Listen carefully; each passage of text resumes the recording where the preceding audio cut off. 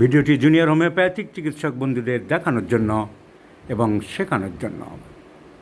Chamber শেষ, সবাই homeopathic চিকিৎসকরা আছে। সামনে যাকে দেখছো এরা কেউ রোগী নয়, এরা সবাই জুনিয়র হোমিওপ্যাথিক চিকিৎসক। লাস্ট পেশেন্ট আমি দেখছি, এটি বাচ্চা মেয়ে, তার বয়স 13 বছর। রোগটি ভিটিলিগো। এই ভিটিলিগো কেসটি সম্বন্ধে আমি বলছি। তার বাবাকেও দেখাবো না, সে একটা সেন্ট্রাল গভর্নমেন্টের বড় পোস্টে আছে, তাই তাকে দেখাচ্ছি না। আর বাচ্চা মেয়েটিকেও দেখাচ্ছি না, কারণ যেহেতু সে একটি বাচ্চা মেয়ে এবং এই রোগটা ভিটিলিগো, চলতি বাংলায় তাকে সেতি বলা হয়, তো সেজন্য তার বন্ধুবান্ধব থাকতে পারে, এসব নানা রকম আলোচনা হতে পারে, এই জন্য আমি দেখাবো না। ওর ফিজিক্যাল মেকআপটা আমি দেখাচ্ছি বাচ্চাটার। ও ক্লাস 7-এ পড়ে, 13 বছর বয়স্ক বাচ্চাটি, মেয়েটি দেখতে সুন্দরী, হ্যান্ডসাম। তো এই মেয়েটির ভিটিলিগো হয়েছে, ওর আরম্ভ হলো বাম দিকের কানের পিছনে। দেখো, বাম দিকের কানের পিছন দিয়ে আরম্ভ হয়েছে। এটা আমি অনেকক্ষণ ধরে আমি সময় নিয়ে দেখলাম, 1 ঘন্টা। এখানে একটা বাচ্চা মেয়ে, তার একটা লাইট পড়ে আছে, এবং আমাদের একজন হোমিওপ্যাথি ডাক্তার বন্ধু দেখছিল ইমপ্রুভ হয়নি। তাহলে আমার কাছে যখন সেখান থেকে এসেছে ফিরে, সেটা আরও দায়িত্ব বেড়ে যায় আমার, যে মানুষটারও বড় মন নিয়ে এসছে, ওখানে হয়নি, এখানে হয়তো হতে পারে। এইটা আমাদের অনেকেই চিন্তা করে না। যখন কোনো ডাক্তারের কাছ থেকে কেস আসে, তখন সেটা অনেকটা যত্ন সহকারে দেখতে হবে। তার কারণ with expectation, that expectation the patient has come, যে আমি তো ওই চিকিৎসককে দেখাচ্ছিলাম, কোনো ইমপ্রুভ পাচ্ছি না, ওনার কথা শুনে আসলাম। তাহলে কিন্তু তোমার এই লাইনটার মধ্যে, বা নতুন পেশেন্ট না হয়ে কোনো রেফার্ড পেশেন্ট অন্য ডাক্তারের কাছ থেকে ফেরত আসা, মানে আমার অনেকটা দায়িত্ব বর্তায়, আমার প্রতি একটা আশা ভরসা নিয়ে এসছে। তো এই বাঁ দিকের কানের পিছন দিয়ে আরম্ভ হয়েছিল, এর কানের এই সামনের দিকেও আছে, কানের সামনের দিকেও আছে। এরপরে ডান দিকেও হয়েছে, ডান দিকেও কানের পিছনে হয়েছে, কানের সামনে হয়েছে। এর আর মুখে টুকে অন্য কোথাও খুব একটা কিছু নেই, শুধু এই 2 কানের সামনে এবং পিছনে। আর ঠোঁটের কোণে একটা ছোট্ট দেখা গেছে, এই একটা ঠোঁটের কোণে ছোট্ট দেখা গেছে একটা স্পট। তো ভালো করে দেখলাম এটা ভিটিলিগো কিনা। অনেক সময় ফাঙ্গাল ইনফেকশন হতে পারে, কিংবা ভিটিলিগো হতে পারে। বুঝবে কী করে? এগুলো প্র্যাকটিস অফ মেডিসিন, ডার্মাটোলজি, এসব নলেজ থাকার দরকার। ভিটিলিগো হচ্ছে রূপালি, সিলভারি, ট্রান্সপারেন্ট, চকচক করবে, গ্লিসানিং। আর যেটা ফাঙ্গাল ইনফেকশান, সেটা ময়লা, ধূসর, ডার্টি, অত রূপার মতন চকচক করে না। সো প্রথম অনেকগুলো পয়েন্ট আছে, আমি ইন ডিটেলস এখানে অত বলবো না। মনে রাখতে হবে যে গ্লিসানিং, একটা চকচকে ভাব থাকবে, দ্যাট ইজ ভিটিলিগো। একটু রেডিশ হতে পারে, হোয়াইটিশ হতে পারে, কিন্তু চকচকে ঔজ্জ্বল্য ভাব থাকবে, দ্যাট ইজ ভিটিলিগো। কেন ঔজ্জ্বল্য? কারণ আমরা স্কিন পড়েছি, স্কিনে 2টি লেয়ার, এপিডার্মিস অ্যান্ড ডার্মিস। এপিডার্মিসের 4টি লেয়ার আছে, স্ট্রেটাম কর্নিয়াম, স্ট্রেটাম লিউসিডাম, স্ট্রেটাম গ্র্যানুলোসাম অ্যান্ড রেটি মিউকোসাম। এই 3rd লেয়ারে থাকে মেলানোসাইট স্টিমুলেটিং সেলস। ওই সেলগুলো তৈরি করে, প্রডিউস করে মেলানিন। আবার এই সেলগুলোকে স্টিমুলেট করে একটা hormone, that is known as melanocyte stimulating hormone, MSH, which comes from the posterior part of the pituitary gland and which is controlled by the hypothalamus, and hypothalamus again controlled by the higher center of the cerebral cortex. একটার সাথে একটা correlated আছে। তাহলে স্কিনের এই মেলানিনটা আসতে পারে না, ফলে জায়গাটা ডিভয়েড অফ কালার থাকে না, ফলে গ্লিসানিং চকচকে হয়ে যায়। তাহলে এটি কোনো ক্ষতিকর রোগ, শরীরে কোনো ক্ষতি করে? কিচ্ছু না, এটি কোনো রোগের মধ্যেই পড়ে না। তার কারণ স্কিনের একটা রস বেরোনোর কথা ছিল, যে রসটা বেশি বেরোলে, খুব বেশি বেরোলে মানুষ কালো হয়ে যাবে। আমাদের ইন্ডিয়ানদের একটা মাপে বেরোয়, আফ্রিকার লোকদের একটা মাপে বেরোয়, শ্বেতাঙ্গদের, ইংল্যান্ড আমেরিকার লোকদের একটা মাপে বেরোয়। কিন্তু সেই মাপের বৈষম্য হয়ে গেলেই খুব সাদা হয়ে যায়, বা খুব কালো, খুব বেশি বেরোলে কালো হয়ে যাবে, তেমন নিগ্রোদের। কিন্তু একটা ধারায় ছিল একই রকম দেখতে, হঠাৎ যদি সেখানে ডিভাইড হয়ে যায়, একদম কমে যায়, তাহলে সে জায়গাটা সাদা হয়ে যাচ্ছে, একটা বিসাদৃশ্য হয়ে যাচ্ছে। এটাই হলো এই রোগটার, আর কিচ্ছু না। এই রোগটা শুধু সোশিও ইকোনমিক বা সোশ্যাল, বিসাদৃশ হয়ে যাচ্ছে, দেখতে খারাপ লাগছে, মুখের ভিতরে 3-4টে স্পট পড়ে যাচ্ছে, এখানে একটু ওখানে একটু। এটাই হলো এর খারাপ। কিন্তু না কিডনি রোগ, না হার্টের রোগ, না লিভারের রোগ, না ব্রেনের রোগ, ক্ষতিকারক কিচ্ছু না। কিন্তু সর্বনাশটা হচ্ছে কোথায়? সভ্যতার খাতিরে, ভদ্রতার খাতিরে, সামাজিকতার খাতিরে, পারিপার্শ্বিকতার খাতিরে আমরা চাপা দিতে চাই, দেখতে খারাপ লাগছে। এই চাপা দিতে গিয়ে হোমিওপ্যাথদের দ্বারা অত ক্ষতি হচ্ছে না, কিন্তু অ্যালোপ্যাথিরা যে সমস্ত মলম লাগাতে দেয়, স্টেরয়েড লাগাতে দেয়, গাদা গাদা ট্যাবলেট ভিতরে খেতে দেয়, তাতেই সর্বনাশ হয়ে যাচ্ছে। লিভারের 12টা বাজছে, কিডনির 12টা বাজছে, হয়তো দেখা গেলো যে ভবিষ্যতে ক্যান্সার তার জন্য দায়ী। Hepatic cancer, gastric cancer, kidney damage, chronic kidney disease তার জন্য হয়ে যাচ্ছে।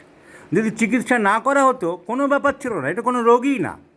কিন্তু এই রোগ সারতে গিয়ে, ঢাকতে গিয়ে, সরাতে গিয়ে কিডনির, হার্টের, ব্রেনের রোগ হয়ে যায় মানুষের। দৃষ্টিকটু জিনিস। ওই যে বললাম সামাজিকতার ব্যাপার।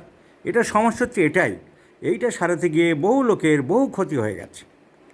এই বাচ্চা মেয়েটা, এর বাবা শিক্ষিত মানুষ, তো হোমিওপ্যাথিক চিকিৎসকের কাছে গিয়েছিল। আমি চিকিৎসকদের কোনো সমালোচনা করি না, তার কারণ চিকিৎসক বন্ধুরা যে যার ব্যক্তিগত চিন্তাভাবনা মতো ওষুধপত্র দেয়। উনি দেখিয়েছিলেন কল্যাণীতে আমাদের ডক্টর সৌপর্ণ বসু, আমাদের জুনিয়র বন্ধু। ওর বাবার নাম ছিল পরমেশ বোস, ভালো নাম করা উনি ব্যক্তি ছিলেন, ভালো চিকিৎসক। সৌপর্ণ ভালো ছেলে, আমার সাথে পরিচয় আছে। সৌপর্ণ চেষ্টা করেছে, ও দিয়ে, কিন্তু রোগীদের ইমপ্রুভমেন্ট না হলে কোনো কারণেই তারা উদ্বিগ্ন হয়ে পড়ে, তো স্বাভাবিক। একটা বাচ্চা মেয়ে, তার কমছে না, বছরখানেক সময় দিয়েছিল ওকে। আমরা একবার দেখে নেবো ও কেস টেকিং করে কী ওষুধ দিয়েছিল। ও দিয়েছিল সরিলিয়াকর মাদার, ওটা বোধহয় লাগাতে দিয়েছিল। আর সি ফিশ মানে ক্যাটেল ফিশ হবে, ক্যাটেল ফিশ 0/9, তার সাথে ক্যালকেরিয়া ফ্লোর 6X, সরিলিয়াকর মাদার, ক্যাটেল ফিশ তারপরে 12 আর ক্যালকেরিয়া ফ্লোর 6X। তা বছরখানেক উনি চিকিৎসা করেছে, কিন্তু কোনো ইমপ্রুভমেন্ট খুব একটা হয়নি, যে জন্য আমার কাছে এসেছে। যেটা বলছিলাম যে রোগী যদি একজন চিকিৎসকের কাছ থেকে আরেকজনের কাছে আসে, তাহলে দায়িত্ব অনেক বেড়ে যায়। আমরা কেস টেকিং করলাম, তাহলে আমরা আগের প্রেসক্রিপশান থাকলে আমাদের সুবিধা হয় যে আগের চিকিৎসক কী দিয়েছে না দিয়েছে তার সাথে আমাদের কোনো সামঞ্জস্য থাকছে কি না, বা সেই ওষুধটা যদি আসে তাহলে যে পোটেন্সি দিয়েছিল সেই পোটেন্সি বাদ দিয়ে পরেরটা দেবো, এরকম ভাবনা চিন্তা করা যেতে পারে। তো আমরা দেখে নিলাম ও দিয়েছে সরিলিয়াকর মাদার, ক্যাটেল ফিশ সিপিয়া, দুটো ওষুধই পড়েছে, cattle sepia, calcarea fluor 6X আর সরিলিয়াকর মাদার। এখন আমরা কেস টেকিং করলাম, তাহলে প্রথমে আমি যে জিনিসটা দেখালাম, আমরা একটা সিমটম কী পেলাম? সিমেট্রিক্যাল অ্যাফেকশান, দুই দিকে একই জায়গায়। এটি কিন্তু সিপিলাই নামের একটি সিমটম, সিমেট্রিক্যাল অ্যাফেকশান। কিন্তু ভিটিলিগোর একটা কমন সিমটম হলো সিমেট্রিক্যাল অ্যাফেকশান। ভিটিলিগো সাধারণত বেশিরভাগ ক্ষেত্রে সিমেট্রিক্যাল হয়। তাই আমি বলেছিলাম কোনো কোনো সিমটম কোথাও আনকমন সিমটম, কোথাও কমন সিমটম। একটি মেয়ের দাঁত যদি দুই দিকে একই জায়গায় হতো সেটা সিমেট্রিক্যাল, কিন্তু ভিটিলিগো সেটা আনকমন। কিন্তু ভিটিলিগো সাধারণত ঠোঁটের এই কোণে হলে অন্য কোণে, ডান হাতের যেখানে এলবো জয়েন্টে হলে বাম হাতে এলবো জয়েন্টে, এটা দেখা গেছে। So vitiligo symmetrical is a common symptom, তাই এর দাম আমরা দেবো না। ওর ছোটোবেলায় একটা রেসপিরেটরি ডিস্ট্রেস ছিল, এখনও মাঝে মধ্যে খুবই কম হয়, কিন্তু আগে ছিল। সর্দি কাশি, বাচ্চা খেলাধুলো করে আসলে প্রায় সর্দি কাশিতে ভুগত, মাঝরাত্রের দিকে সর্দি কাশি ওর লাগতো। এই একটা, তার জন্য ওর বহুদিন অ্যালোপ্যাথিক চিকিৎসা চলেছে। হতে পারে যে ওই সব অ্যালোপ্যাথিক ওষুধগুলোর সাইড এফেক্ট থেকে এটা হতে পারে। অ্যালোপ্যাথিক প্রত্যেকটা ওষুধের সাইড এফেক্ট আছে। সেই সময় যদি হোমিওপ্যাথিক চিকিৎসা করা যেত ওই সর্দি কাশি সারানোর জন্যে, হতে পারে ওর এই রোগটা হতো না। কারণ অ্যালোপ্যাথিক মেডিসিন যে কোথায় কোন ওষুধ কী সাইড এফেক্ট তৈরি করছে তা আমরা কেউ জানি না। যাই হোক, এখন রোগটি হয়ে গেছে, vitiligo developed on and around the both years. আমরা এটা চিকিৎসা করব। আমাদের আগের বন্ধু দিয়েছেন সরিলিয়াকর মাদার, ক্যালকেরিয়া ফ্লোর 6X এবং সিপিয়া। এছাড়া আপনি আর কোনো হোমিওপ্যাথি ডাক্তার দেখাননি, ডক্টর সৌপর্ণই দেখেছে। সৌপর্ণ ভালো প্রেসক্রিপশান করেছে ওর বিদ্যাবুদ্ধি অনুযায়ী। এবার আমরা দেখছি কী ওষুধ আছে, একটু চিন্তাভাবনা করে দেখি। ওর হাম হয়েছিল, কিন্তু ওর বাবার কাছে জানা গেল হামটা খুব ভালোভাবে বেরোয়নি। ভ্যাকসিন দেওয়া আছে, সেই জন্যে ওর বাবা বললেন যে মনে হয় হাম খুব ভালো করে বেরোয়নি। অ্যালার্জি কাশি ছিল, আগেই বলেছি, তার জন্য large number of allopathic treatment চলেছে। শি ইজ হ্যাভিং মেনস্ট্রুয়েশন নাও, ওর বয়স 13, নর্মাল বয়সেই মেনস্ট্রুয়েশন আরম্ভ হয়েছে। দ্যাট ইজ নর্মাল, একটু পেন থাকে, ভালো পেন হয়, এছাড়া লেট হয় বা অন্য কোনো কনকমিটেন্ট সিমটম কিছু আমরা পাইনি। মায়ের একটা হোয়াইট স্পট এরকম হয়েছিল, তো চলে গেছে। বংশে হাঁপানি ছিল অনেকের, বাবার দিকে, ওর বাবার দিকে অনেকেরই 3-4 জনের হাঁপানি ছিল। তাহলে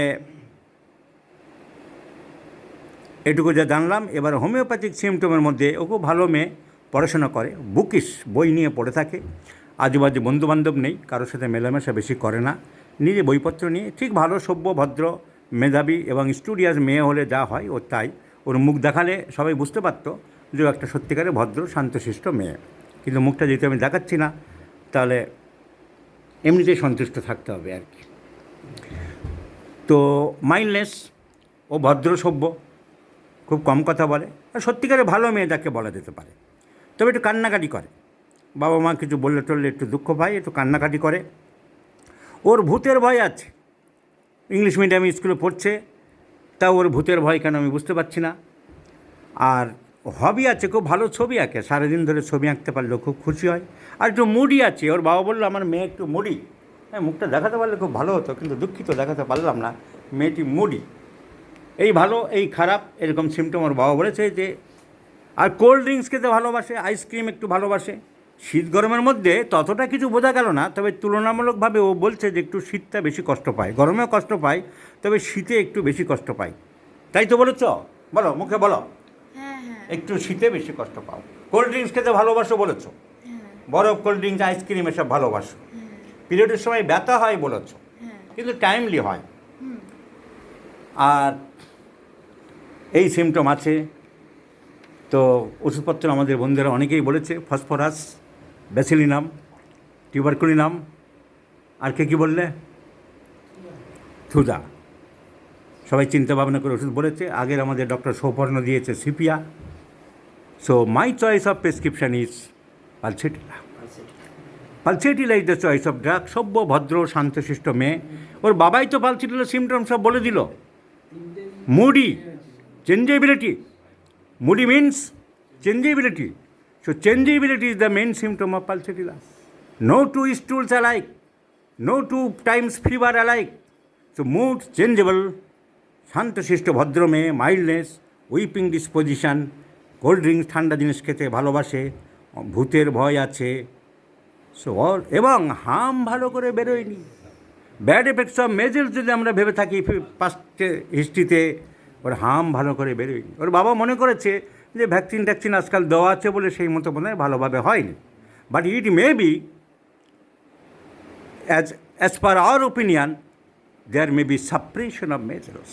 হাম ঠিক মতো বেরোয়নি। And bad effects of measles, pulsatilla is one of the important medicines. So considering the temperament, the mildness, the weeping disposition, fear of ghost, fear of darkness, moody or changeable mood, desire for cold drinks and ice cream,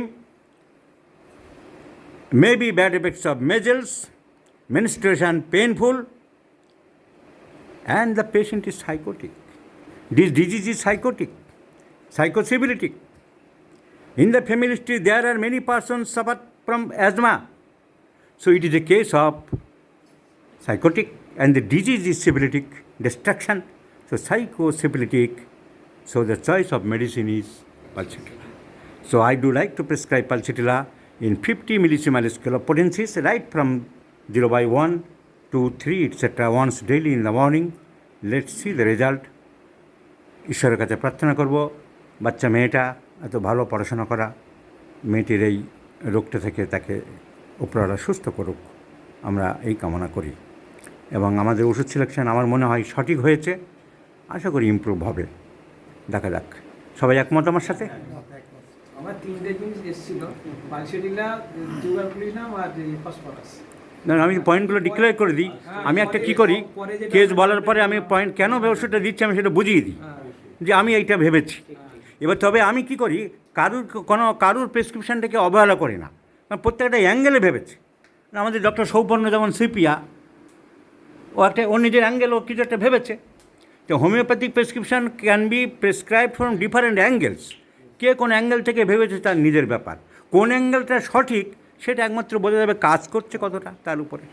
তো যাই হোক, দেখা যাক, let's see the result, I shall share you my friends.